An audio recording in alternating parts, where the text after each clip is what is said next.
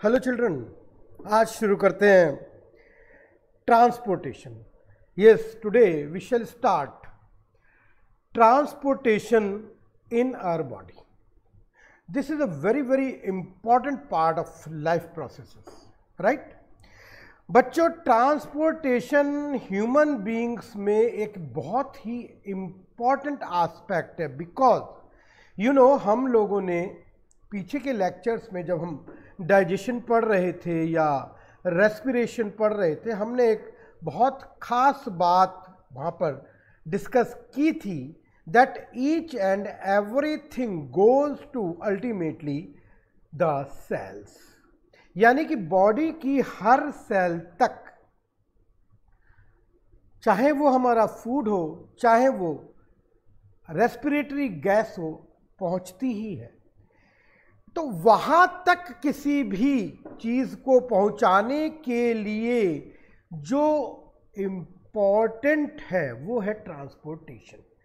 Means we can say that if there is no transportation, there is no any result of digestion, there is no any result of respiration or any other life process. So today we shall study about the transportation in our body. Now बात करते हैं कि transportation medium क्या है हमारी body में। देखिए, अगर कोई सामान एक जगह से दूसरी जगह पहुंचाया जाता है तो उसको हम सिंपल लैंग्वेज में ट्रांसपोर्टेशन कहते हैं। और जिस भी जरिए से या जिस भी मीन्स से वो पहुंचाया जाता है, सपोज हम उसको चाहे ट्रेन के द्वारा पहुंचा रहे हैं, चाहे उसको हम शिप के द्वारा पहुंचा रहे हैं या ट्रक के द्वारा पहुंचा रहे हैं, वो हमारा ट्रांसपोर्ट मीडियम हो जाता है। तो in case of our body, हमारी बॉडी के मामले में अगर हम ध्यान से देखें तो यहाँ पर भी मैं एक बात को आप लोगों को बिल्कुल क्लियर करना चाहूँगा कि हमारी बॉडी में चाहे वो फूड हो, चाहे वो रेस्पिरेटरी गैसेस हो, या जो कुछ भी है जिसको ट्रांसपोर्ट करना है एक जगह से दूसरी जगह, उसे ट्रांसपोर्ट करने के लिए जो ट्रांसपोर्टेशन मीडियम है वो है ब्लड, यानी कि हिंदी में बोलते हैं रक्त या खून। अब ब्लड क्या है? Blood is a kind of tissue, और इसको किस कैटेगरी में रखा गया है? इसको लिक्विड कनेक्टिव टिश्यू की कैटेगरी में बच्चों रखा गया है। ये एक कनेक्टिव टिश्यू है and this is the only liquid connective tissue in our body. Blood एक लिक्विड कनेक्टिव टिश्यू है, ये बात आप लोग ध्यान रखिए, राइट। अब हम बात करते हैं थोड़ी थोड़ी, what are the functions of blood. So आप लोग थोड़ा सा ध्यान दें यहां स्क्रीन पर कि फंक्शंस को हमने यहां पर भी डिपिक्ट किया है। जैसे कि blood transports oxygen from the lungs to the tissues and carbon dioxide from the tissue to the lungs, right। यानी कि हमारी लंग्स के बाद ऑक्सीजन हमारे बॉडी के सेल्स तक पहुंचती है या बॉडी की हर टिश्यू तक पहुंचती है, तो वो ट्रांसपोर्ट कौन करता है? ब्लड करता है। और in the same way cells में जो कार्बन डाइऑक्साइड बनती है उसको वापस लंग्स तक लाने का काम कौन करता है? It is done by blood. So blood is the main transport medium of our body. ये बात मैं दोबारा से आप लोगों के सामने अंडरलाइन करके कहना चाहूँगा। तो ऑक्सीजन फ्रॉम दी लंग्स। दूसरी बात, जो भी सेल्स में वेस्ट प्रोडक्ट्स बनते हैं, यानी कि आप लोगों को भी पता है कि वेस्ट निकालने के लिए हमारी बॉडी में किडनी है, एक्सक्रीटरी सिस्टम है, लेकिन किडनी तक पहुंचाने का काम कौन करता है उस वेस्ट को? उसको भी ब्लड ही करता है। यानी cellular waste product from the tissues to the kidneys this is also done by the blood. तो ये बात भी आप लोगों को क्लियर हो गई कि भाई जो भी ट्रांसपोर्ट हो रहा है उसको ट्रांसपोर्ट कौन कर रहा है, उसको ब्लड ट्रांसपोर्ट कर रहा है। और यहां पर हम वन बाय वन सभी के ट्रांसपोर्टेशन के बारे में डिस्कस कर रहे हैं। So we come to the next point, right. Transports nutrients from the intestine to the tissues, यानी कि न्यूट्रिएंट्स को भी पहुंचाने का काम इंटेस्टाइन से टिश्यूज तक, यानी कि फूड का, मैं जैसा कि अभी आपको जिक्र कर रहा था, फूड प्रोडक्ट्स जब डाइजेस्ट हो गए, हमने इनटेक किया, हमारे डाइजेस्टिव सिस्टम ने उसको डाइजेस्ट किया, अभी वो डाइजेस्टेड पार्ट हमारी इंटेस्टाइन में है, और ये इंटेस्टाइन से सेल तक पहुंचाने का काम भी कौन करता है, ब्लड ही करता है। और मैं एक बात और कहना चाहूँगा, एक पॉइंट में और नेक्स्ट अंडरलाइन कर रहा हूँ, हॉर्मोन्स का ट्रांसपोर्ट भी किया जाता है ब्लड के द्वारा ही। Blood are also mean of blood is also mean of transport for hormones. तो यहाँ पर भी हम अपनी बातों को समझा चुके हैं। मैंने एक एक करके one by one I have discussed about the materials which are transported by blood. So everything is clear to you. I think clear हो गया होगा। कभी कभी कोई बात अगर क्लियर नहीं होती है, हमें वीडियो को थोड़ा सा रिवाइंड करिए, दोबारा देखिए, चीज़ अपने आप क्लियर हो जाएंगी। वैसे हमारी कोशिश लगातार यही रहती है, वी ऑलवेज ट्राई कि हम एक ही इंस्टेंस में अपनी बात को क्लियर कर दें, आप तक पहुंचा दें। इसके लिए हम सिंपल से सिंपल लैंग्वेज और सिंपल से सिंपल एग्जाम्पल्स का इस्तेमाल करते हैं, यूज़ करते हैं, राइट। चलिए बात करते हैं थोड़ी सी और ब्लड के बारे में, क्योंकि ब्लड के अंदर भी 3 अलग अलग काइंड्स तरह की सेल्स होती हैं। तो इसके अंदर एक डिफेंस मैकेनिज्म अलग से होता है, जिसके लिए वाइट ब्लड सेल्स हमारे ब्लड में पाई जाती हैं। तो white blood cells destroy disease causing organisms, microorganisms or organisms, and thus help in preventing infections। Body के अंदर किसी भी तरह का इन्फेक्शन है, viral infection, bacterial infection, fungal infection, कुछ भी है, हमारे ब्लड के अंदर मौजूद वाइट ब्लड सेल्स खा जाती हैं, डिस्ट्रॉय कर देती है, खत्म कर देती हैं उस डिजीज कॉजिंग माइक्रो ऑर्गेनिज्म को, राइट। और इसके अलावा ब्लड को क्लॉट, यानी कि कई बार कोई कट लग जाता है बच्चों, ब्लड बहना शुरू हो जाता है, और इस ब्लड को रोकने के लिए कुछ समय बाद आप देखेंगे कि अपने आप ये ब्लड जम जाता है, यानी ब्लड का एक क्लॉट बन जाता है। और इस ब्लड क्लॉटिंग के लिए जिम्मेदार है हमारी ब्लड की तीसरी टाइप की सेल, ब्लड प्लेटलेट्स। हमारी बॉडी में 3 तरह की ब्लड सेल्स होती है, जिसको मैं अभी आपके सामने डिस्कस करने के लिए जा रहा हूं। तो ये फंक्शंस हो गए ब्लड के डिफेंस मैकेनिज्म की, यानी कि बॉडी को प्रोटेक्ट करने का काम भी ब्लड करता है। एक तरफ ट्रांसपोर्ट मीडियम भी है ब्लड, तो दूसरी तरफ सीधी सी बात है कि हमारी बॉडी को बीमारियों से बचाने का काम भी ब्लड ही करता है। तो आई थिंक ये पॉइंट भी आपको क्लियर हो गया होगा।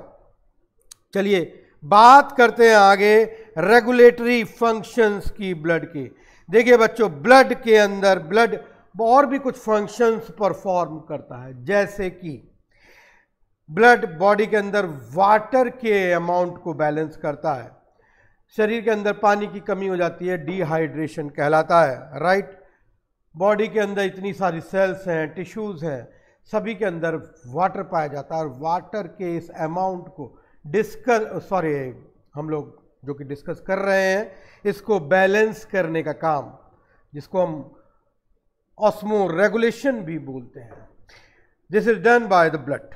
तो वाटर बैलेंस यानी कि osmo regulation, it is done by blood, and it also regulates body temperature. जैसे कि हम लोग जानते हैं बच्चों कि हमारी बॉडी का टेम्परेचर फिक्स होता है 98.6 डिग्री फ़ारेनहाइट। थोड़ा सा भी ज़्यादा हो जाता है तो हम कहते हैं फीवर हो गया है, राइट। तो बॉडी का टेम्परेचर फिक्स करने का काम भी ब्लड का ही है, इसको रेगुलेट करके बनाए रखने का काम। तो it also regulates the body temperature by distributing the heat in different parts of the body. तो बात हमारी यहां तक भी क्लियर हो जाती है बच्चों आप लोगों को। चलिए आगे चलते हैं, थोड़ा सा जिक्र और करेंगे ब्लड के कॉम्पोजिशन के बारे में।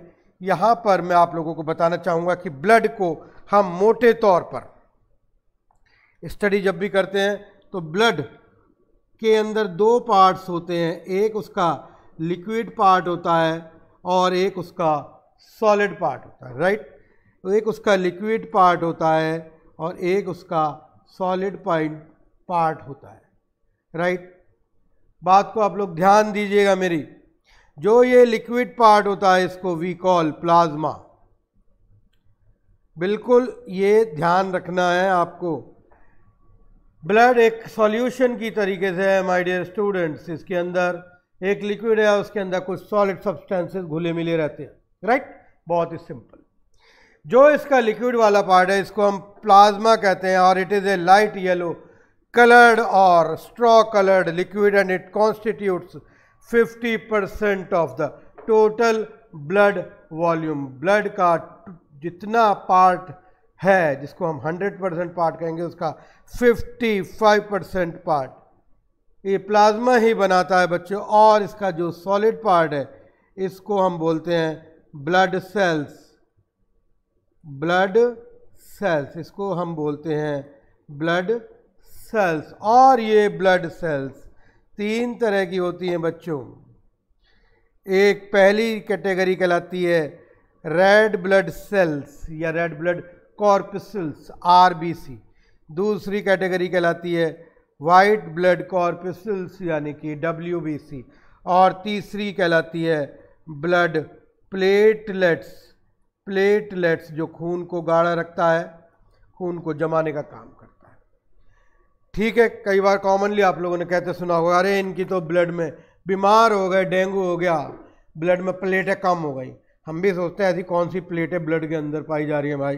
तो प्लेटें व्लेटें नहीं है, ब्लड प्लेटलेट्स को थोड़ा सा स्लैंग लैंग्वेज में प्लेटें कह दिया जाता है। इट्स नॉट प्लेटें, this is blood platelets. I think ये बात आप लोगों को पूरी तरीके से क्लियर हो गई है। चलो बच्चों थोड़ा सा हम और आगे की तरफ बढ़ते हैं। यहाँ मैं इन ब्लड